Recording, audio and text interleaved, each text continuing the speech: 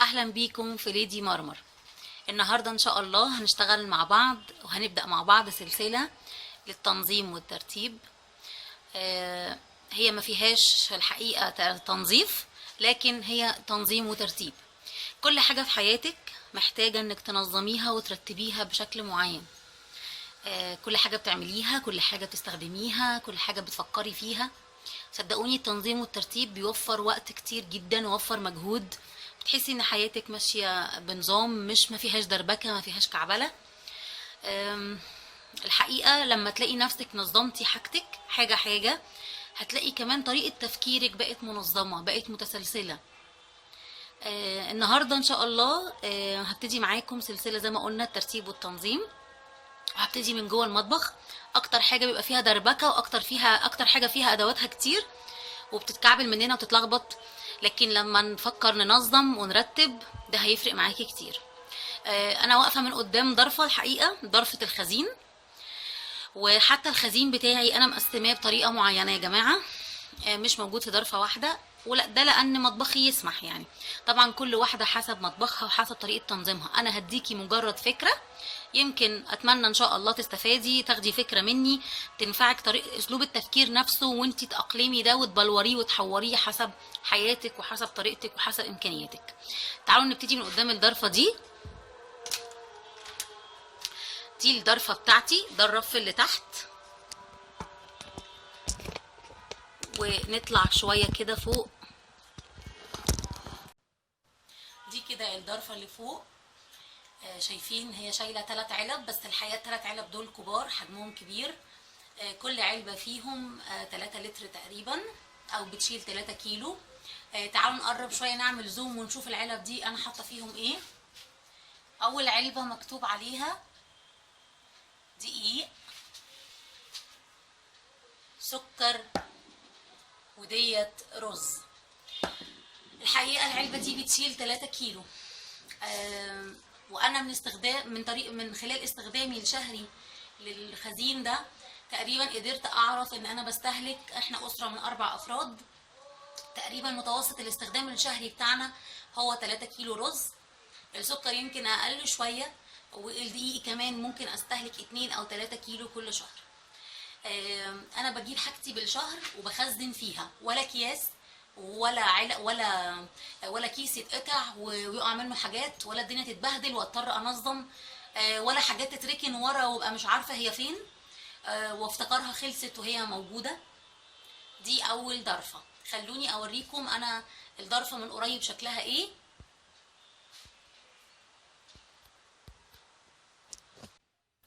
دي العلبه بتاعتي من قريب. انا نزلت لكم العلبه بتاعت الدقيق. شايفين هي بتتفتح كده. العلب دي انا جايباها من تابروير. تقدري تستخدمي، مش لازم تابروير، لو غاليه شويه تقدري تستخدمي علب كتير. انا بعرف ان ايكيا فيها حاجات تانية، ودلوقتي في حاجات تركي وحاجات مصري نضيفه جدا، منتجات صحيه وبتنزل علب بالشكل ده. بتتفتح كده زوم. شايفين انا حاطه كوبايه هنا معياريه كده، تقريبا ده كب او مج، بستخدم بيها بمنتهى السهوله وبمنتهى النظافه. كمان علبه السكر وعلبه الرز فيهم نفس الفكره.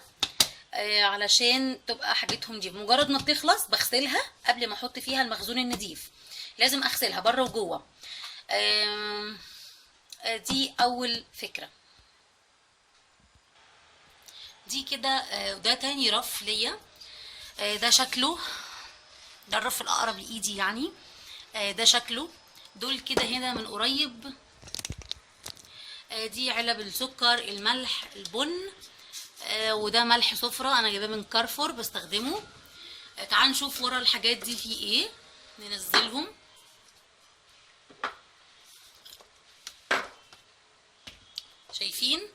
شايفين العلب دي. العلب دي الحقيقة علب ممتازة جدا جدا جدا. علب منظمة قوي. مسهلة عليا. بصوا ده شكلها من قريب. شايفينها بأحجام وأشكال وألوان مختلفة. دي مفروض علبة الفريك بس فاضية، الفريك خلص. العلبة دي بصوا دي مكتوب عليها ايه، مكتوب عليها 1.2. البلاستيك ده تركي على فكرة. ورقم 5، يعني بحط فيه الخزين بتاعي وانا مطمنة. العلبة دي 1.2. في الحجم الاكبر شوية اللي هو ده، كده، ده مش عليه التيكت بتاعه، ده كان مكتوب عليه 1.7، بس بيشيل تقريبا، عشان الحاجات دي تتقاس باللتر، لكن عند الكيلوات تقريبا بيشيل كيلو. بصوا اشكال والوان انا جايباهم ومنظماهم، شايفين حاطه فيهم حاجات كتيره قوي، موفرين عليا مجهود وتعب. برضو بمجرد ما بتخلص بغسلها وانضفها واحط فيها المخزون الجديد بتاعي. وفرت عليا شكلها المستطيل ده، ان هي ولا مدوره ولا مربعه، ما بتاخدش مكان، وكمان بتاخد الكميه اللي انا عايزاها. شايفين بصوا انا حاطه فيها ايه هنا، حاطه هنا ورق اللورو، العناب، دي ذرة اصفر، ده البقسماط، وده دقيق رز، ودي ملوخيه ناشفه. وكمان العلب الصغيره ده هنا الدور اللي فوقيهم ده رز بسمتي، حبه البركه، ده فريك برغل، وده فيه دوم. سوري. حقيقه بصوا قد ايه موفرين لي في حجم الضرفه، ومخليني الضرفه تاخد حاجات كتير. وبحط كمان دور تاني، شايفين؟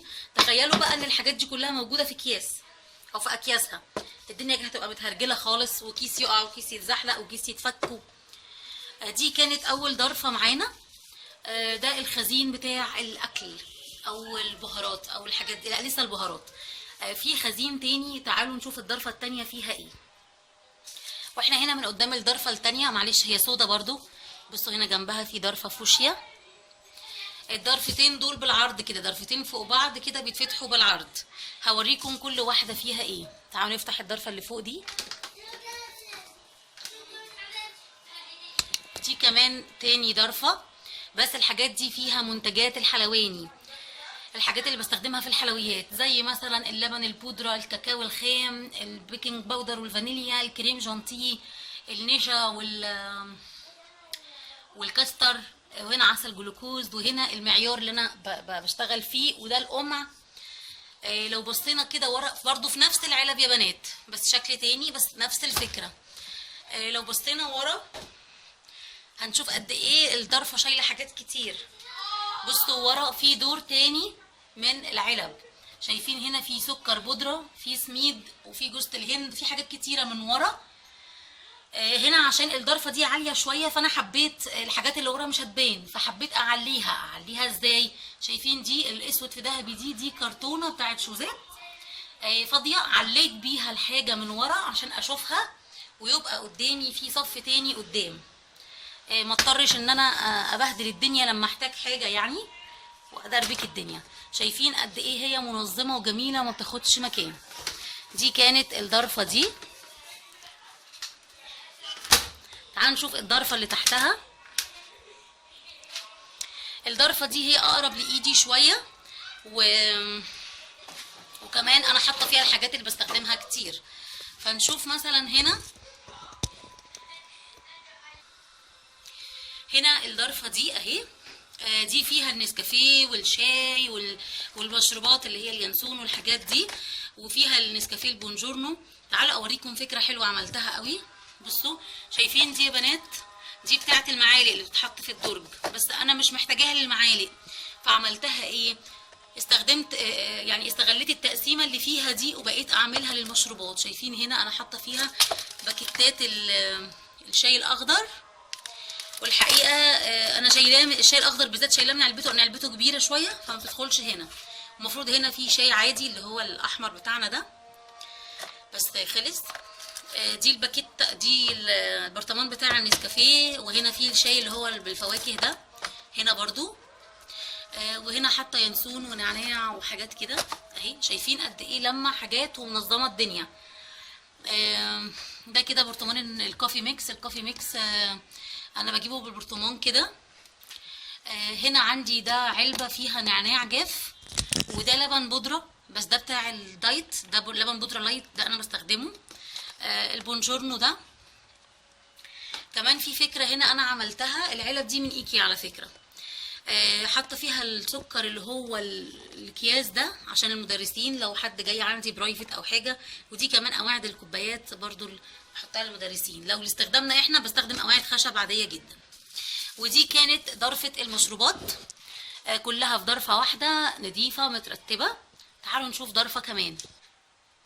قدام الضرفه الثالثه، بس مش هوريكم الضرفه، هوريكم جزء من الضرفه وهتشوفوا الفكره اللي انا عملتها.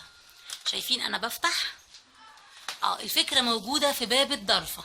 شايفين هنا الستاند ده ستاند ستانلس، انا جايباه من عند بتوع ادوات المطابخ والخامات، يعني مش ادوات منزليه، لا اللي هو بتاع الخامات، المحلات بتاعه الخامات اللي موجود في اسكندريه الاسكندرانيه. تعرف الملواني في المنشيه، انا جايباه من عند الملواني من قسم الادوات المنزليه. هنا كمان شايفين في الضرفه الثانيه. ليه انا عملت ده؟ شايفين لمم لي ايه؟ كل الحاجات اللي بتيجي معلبه في كراتين كده، زي الايس كريم، كريم كراميل، لو باكيتات ايس كريم كده، دي مش هفضيها في علب لان مجرد ما هستخدمها هرمي الباكيت على طول، هي مجرد استخدام واحد. شايفين شايله قد ايه؟ ده دور اول وده دور تاني. هنا كمان شايفين شايله هنا عندي الخلطات دي اللي هي بتاعه الشاورما، بتاعه الكفته، وهكذا وهكذا. وهنا شايله العلبه بتاعه الجوانتي الطبي، حطاه هنا مفتوح وبستخدمه كده. الكياس دي بتاعه الشوربه، الحاجات اللي هي مجرد استخدام كيس بفتحه وبرميه على طول، ما بيقعدش اكتر من استخدام، فبالتالي مش هفضيه في علبه. شايفين سهل قوي تتعلق بمسامير عاديه. على فكره انا جبتها وانا بعمل المطبخ، والراجل بتاع المطبخ هو اللي علقها لي وهو بيركب المطبخ. بقفل عادي هنا كده الباب اهو، بيبقى معمول حسابها في حجم الرف من جوه. نشوف اخر ضرفه معانا. وهنا جينا لاخر ضرفه، مش عارفه الحقيقه ليه مش باينه عندي في التصوير مع ان الاضاءه باينه. دي الضرفه بتاعه الرف اللي فوق اهو، انا حاطه فيه الحلل بتاعتي، في حلل كتيره بره. الضرفه دي عريضه شويه، فاستغليت المساحه اللي تحت وعملتها كده باينه. خليت الراجل بتاع الالوميتال يقسمها لي، هو انا ما قسمتهاش، هو قسمها لي وثبت لي التقسيمه دي كده. التقسيمه دي متثبته، لميت فيها كل صواني وغطيان الحلل. شايفين هنا كده صواني، دي صواني التقديم، دي صواني اللي احنا بنستخدمها في البيت اللي هي الميلامين والبلاستيك والحاجات دي. هنا شايفين دي اسمها ايه، الطاسات والحلل، الطاسات والقلايات. هنا كمان طاسات. شايفين قد ايه متنظمه، شايفين قد ايه مترتبه. الدنيا هنا متنظمه، والفكره دي نظمت لي حاجات كتير قوي بدل ما كل حاجه تقع وتتدربك اخر فكره للتنظيم في فيديو النهارده هي البهارات. بقى عندي السله الدواره دي، شايفينها شايله حاجات كتير قوي، شايله 12، هما 3 ادوار في 4 ناحيات، فشايله 12 نوع بهارات. انا الحقيقه منظماهم بطريقه معينه، يعني مثلا هقول لكم بحط ايه. عندي هنا دول بهارات لحمه، بهارات فراخ، وديت كده بهارات سمك. هو صف كده انا بحطه مع بعضه 3 انواع من البهارات. هنا عندي كاري وعندي بابريكا، وخليني بحط الكاري من فوق، هقول لكم ليه. الكاري، البابريكا، وهنا كمان الكركم، دول مع بعض. عندي توم باودر، بصل باودر، وجنزبيل مع بعض. وهنا حاطه قرفه وكزبره. هنا كان في حبهان بس للاسف اتكسر البرطمان بتاعه. كل حاجه زي ما انتم شايفين انا كاتبه عليها. بصوا العلبه مش كبيره قوي لكن حلوه الحقيقه، هي ازاز ونظيفه. انصحك لو هتجيبيها تجيبي الازاز مش البلاستيك. كاتبه عليها اسمها، سهله في التنظيف، ما بيجرالهاش اي حاجه اهي، وسهله. لما مجرد ما بتفضى علبه بغسلها وبعبيها من المنتج الجديد واسيبها تنشف. لكن الحقيقه انا بستخدم اكتر من نوع، يعني اكتر من ال 12 نوع دول في البهارات، يعني عندي بهارات اكتر من كده. ففكرت اعمل ايه، ففكرت الفكره دي.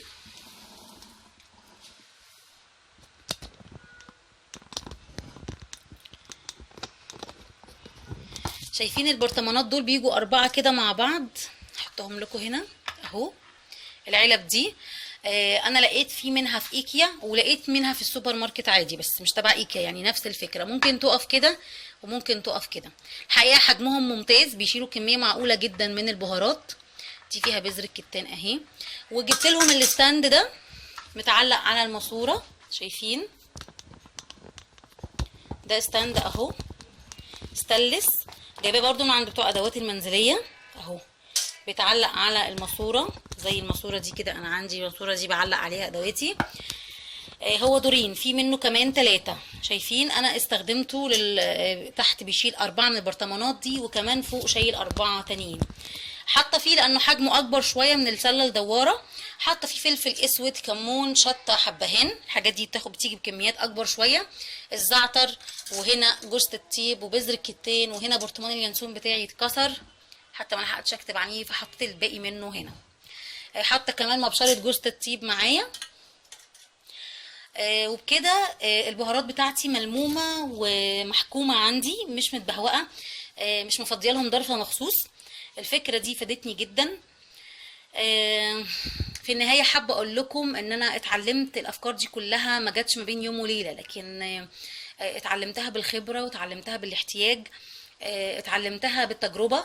لما حاجه وقعت مني وحاجه اتكسرت ودي ما تنفعش، فاضطريت انا استخدمها بطريقه معينه، وعرفت طريقه العلب دي. اتفرجت على فيديوهات كتير، ناس كتير فادتني، ودي اخر حاجه انا توصلت لها ومرتاحه لها جدا. وارد جدا اغير، لو غيرت هتلاقوني بصور لكم فيديو. انا من النوع اللي بيزهق وبيحب يغير كتير في الحاجه بتاعته. انا هستناكم، وانتوا كمان استنوني في فيديو جديد عن التنظيم والترتيب من مكان تاني، مطبخ، بره المطبخ.